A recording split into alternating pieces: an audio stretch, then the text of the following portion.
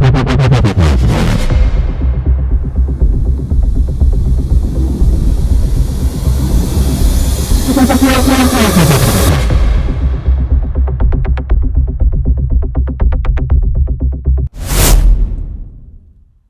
इधर पांडवों को वेदोक्त समावर्तन संस्कार कराया गया। अपने पिता के महल में रहकर ये प्रतिदिन पुष्ट और बड़े हो रहे थे। धृतराष्ट्र के पुत्र जहां पांडव खेलते वहां आ जाते 100 हैं और बड़े बलवान हैं। भगवान व्यासदेव जी की कृपा से इन सब में 10,000 हाथियों का बल है। भीम में स्वाभाविक जन्म लेते ही बल था। बाल क्रीड़ा जब वो कौरवजन पांडवों के साथ करते तो जैसे किसी दूर वस्तु छूने की बात है तो सबको रौंदते हुए भीम बढ़ते और उस वस्तु को छूते। ये देखकर दुर्योधन दुशासन आदि जल जाते कि सबसे बड़ा बलवान पांडवों में ये भीम है। एक दिन ये वृक्ष में चढ़ने और उतरने वाला खेल खेल रहे थे। छूना है वो वृक्ष में इस डाल से इस डाल, तो बड़े विशाल वृक्ष होते जैसे बट वृक्ष बहुत बड़े। 100 ऊपर चढ़ गए। पांडवों को छूने का क्रम तो भीम ने नीचे से एक लात मारी, वृक्ष पे 100 फल की तरह नीचे आ गए। उनको महान विक्रम बलशाली वायुपुत्र जैसे हनुमान जी महाराज वैसे वायुपुत्र ये भीम है। कोई चेष्टा नहीं करनी पड़ी, एक झटका लात का मारा कि 100 नीचे गिरा जैसे फल गिरते हैं। किसी का मस्तक, किसी का कंधा, किसी के ये सब घाव हुए। सब जाके वहां धृतराष्ट्र से कहते कि आज भीम ने ऐसे सबको पीटा, सबके धृतराष्ट्र जल जाते, क्या उपाय किया जाए। इसके आगे तो मेरी चलने वाली नहीं बालकों की, फिर ये चक्रवर्ती सम्राट पद पर दुर्योधन कैसे बैठ सकता है। जैसे किसी दिन जल क्रीड़ा कर रहे हैं पांडव कौरव, तो भीम डुबकी लगाते, किसी पैर पकड़ा काफी देर नीचे रोक लेते, उसके प्राण निकलने को होते छोड़ देते, तब वो सांस ले पाता, तब वो बोलते भैया ये मार डालेगा भीम।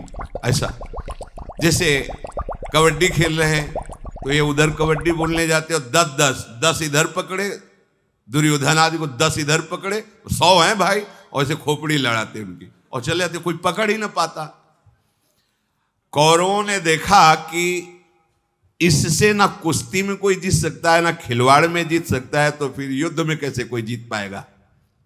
इसकी बराबरी नहीं कर, हम 100 मिलकर इसकी बराबरी नहीं कर सकते भीमसेन की। बहुत ही अपने को बुद्धिमान चतुर मानने वाले दुर्योधन ने अपने निजी मंत्रियों को बुलाया और कहा मैं इसकी मृत्यु चाहता हूं भीम की। उनका महाराज खुल के तो मैं कुछ नहीं कर सकता, सम्राट पद पर धृतराष्ट्र विराजमान है, भीष्म जी विदुर जी ये दुलार करते पांडवों को, कुछ भी किया तो हमें प्राणदंड मिलेगा, खुल के तो नहीं कर सकता। ऐसा नहीं कि मैं भीम की मृत्यु का विधान रच सकूं। फिर उन्होंने एक सोचा कि चलो मंत्रियों को छोड़ो, अपने भाइयों से विचार किया कि भीम को कैसे मारा जाए, क्या इसे कैद करके फिर दंड दिया जाए, क्योंकि तो राजपद पर धृतराष्ट्र विराजमान है। नहीं, पराक्रमी भीष्म जी हैं, कैद कर नहीं सकते, ये भी सलाह गई। तो खाने में बहुत ये खाता है, तो इसको खीर में कालकूट विष मिलाकर खिला दिया जाए। हाँ, ये सलाह अच्छी रहेगी। रसोइये को अपने पक्ष में कर लिया और गंगा जी के किनारे बहुत से सुंदर कपड़ों के भवन बनवाए, जैसे तंबू कनाते लगती हैं।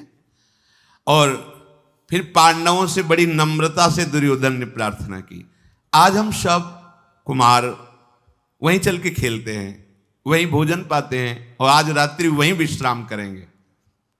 सरल हृदय महाराज युधिष्ठिर ने स्वीकृति दे दी। प्रमाण कोटि तीर्थ गंगा जी के किनारे दुर्योधन ने सारा आयोजन करवाया। रसोइये को अपने पक्ष में करके, जो बहुत कुशल था, खाने पीने की बहुत सी सामग्री, भक्ष भोज्य पेय चोष्य ले, ये सब पदार्थ तैयार करवाए। जब सारी तैयारी हो गई तो खोटी बुद्धि वाले दुर्योधन ने सैकड़ों आदमी मर जाएं ऐसा भयंकर कालकूट विष एक कड़ाह भर खीर बनवाई और उसमें डलवा दिया। हाथ जोड़ करके प्यार से पांडवों को बुलाया, आओ हम सब भोजन पाते हैं। पापी दुर्योधन पाप वासना रखकर इन चारों को तो वश में कर लेंगे, नकुल सहदेव और युधिष्ठिर जी बहुत सीधे, और अर्जुन जी अभी बालक ही थे। उनका लक्ष्य केवल भीम ही था। ये मारा गया मतलब सब अपने अधीन हैं। तो जहां उनके भाई पा रहे थे उनको चार को बैठ के पवाया और भीम से कहा कि भैया तुम्हारे लिए अलग व्यवस्था है। दिखाया कड़ाह के कड़ाह खीर। अभी नवकिशोर अवस्था ही है, मतलब कितना भी पा जाएं, इतना पा जाएंगे ऐसा नहीं, कितना भी पा जाएं। वृक नाम की अग्नि साक्षात उनके उदर में, इसे वृकोदर कहा गया है, भस्म हो जाता जो भी पालो। अब ऐसे सुंदर खीर ही खीर परोसी, कड़ाह सामने रख दिया गया। पूरी खीर कालकूट विष से परी हुई, भयंकर, मतलब शास्त्रों आदमी मर जाए। पूरी खीर समाप्त की। फिर कहा चलो जल क्रीड़ा की जाए। गए तो गंगा किनारे तक, पर इतना नशा चढ़ा जहर का, तो उन्होंने कहा युधिष्ठिर जी से कि मेरा विश्राम करने का मन होता है। हाँ ठीक है, विश्राम।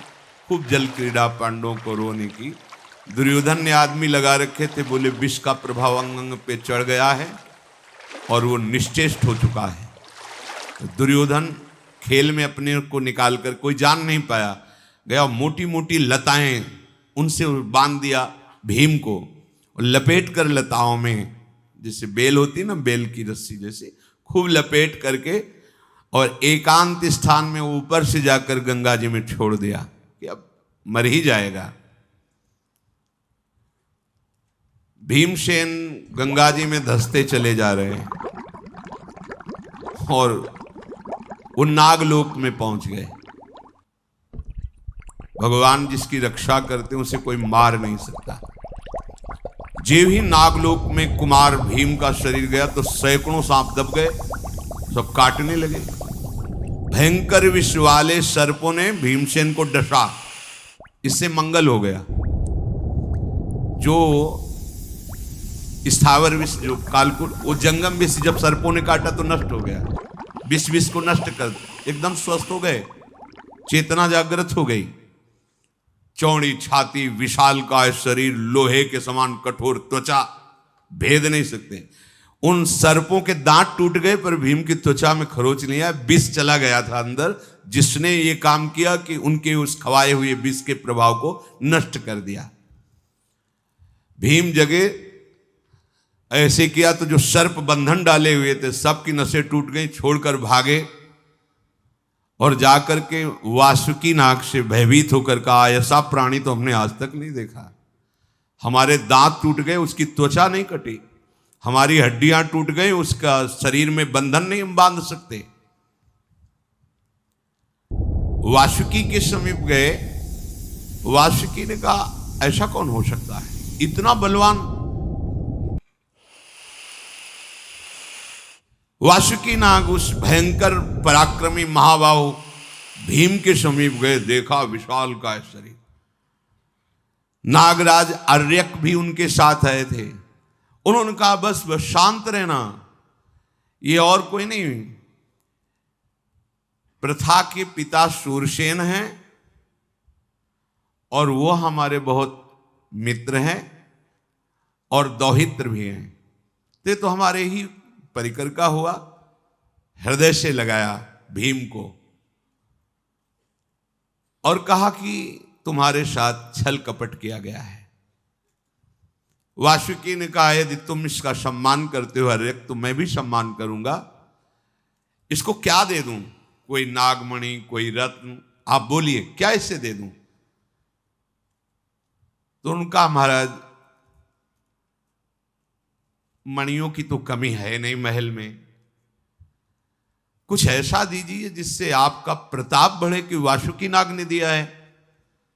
तो उन्होंने कहा कि एक कुंड में ये जो अमृत भरा हुआ है, हजारों हाथियों का बल है इसमें, अगर ये पी के पचा ले, 10,000 हाथी का बल इसके अंदर और आ जाएगा। वैसे ही जन्म से 10,000 हाथियों का बल है।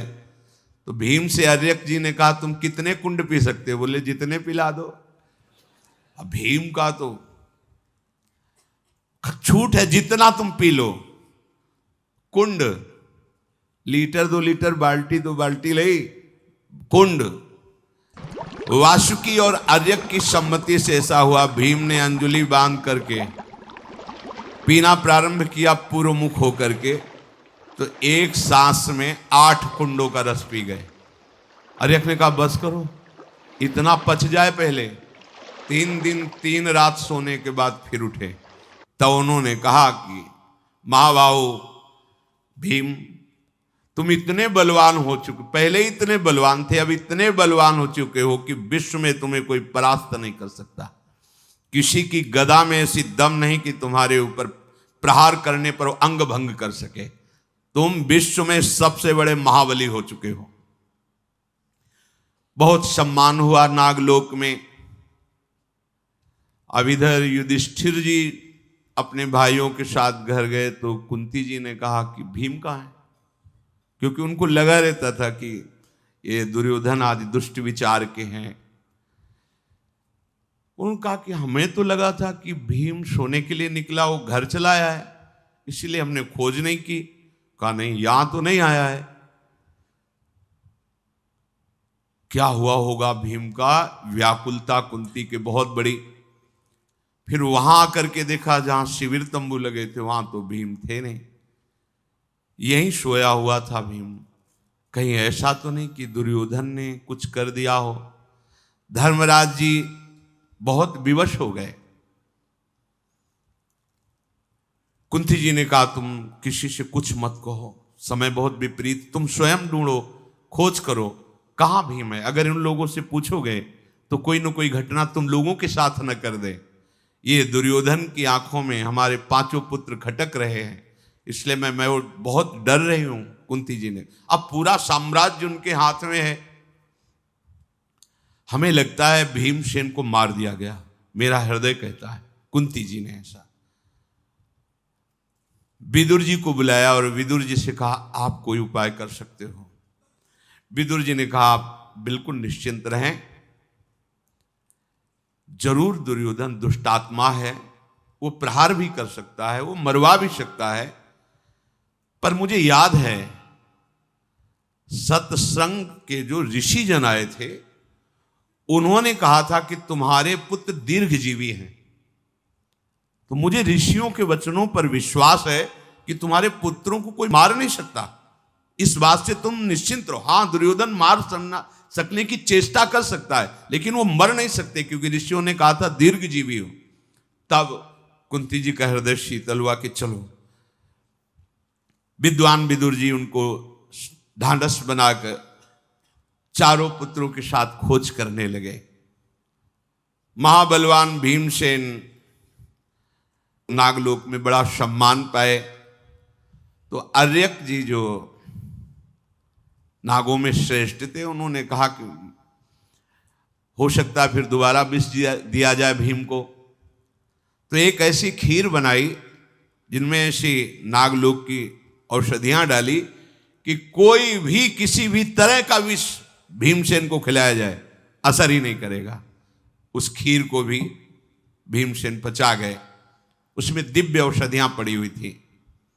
फिर शुभाशीर्वाद दिया वासुकी नाग ने और दिव्य नागमणियों के आभूषण दिए, और एक नाग से कहा इनको यहां से सीधे ले जाओ और जहां डाले गए थे वहीं पहुंचा दो।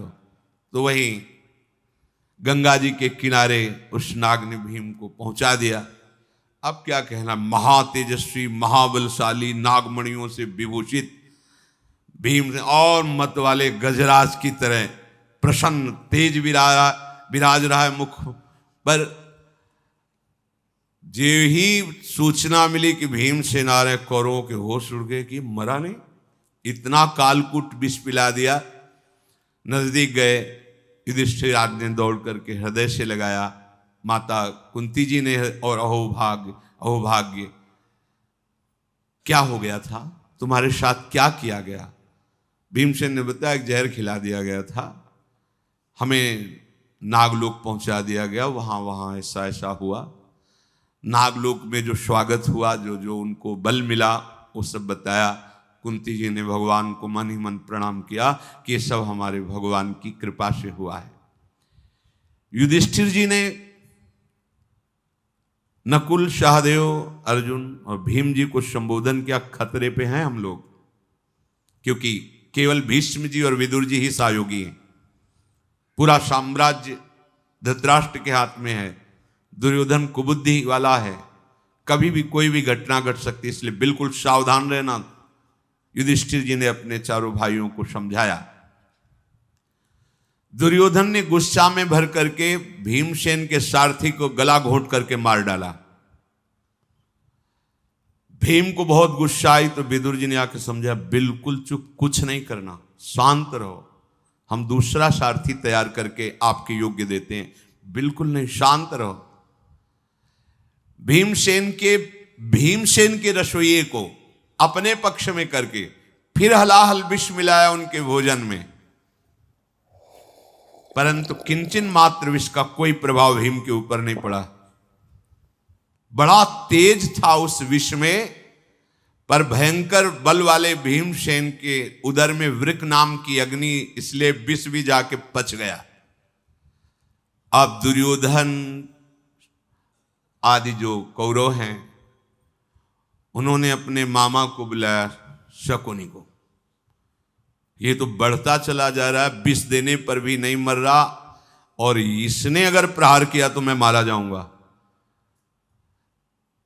पांडवों की जान का प्रतिपल खतरा शकुनी रचता दुर्योधन के साथ। इधर विदुर जी अपनी राय से पांडवों की प्रतिपल रक्षा। कपट में सबसे बड़ा हुआ शकुनी, और धर्म में सबसे बड़े हुए विदुर जी। पांडवों की रक्षा धर्म कर रहा है, और दुर्योधन का सहयोग कपट कर रहा है। धृतराष्ट्र जी को बड़ी चिंता हुई कि ऐसे ही द्वेष बढ़ता रहा तो ज्यादा समय नहीं लगेगा, घर में ही युद्ध प्रारंभ हो जाएगा। बालकों को शिक्षा दिलानी चाहिए।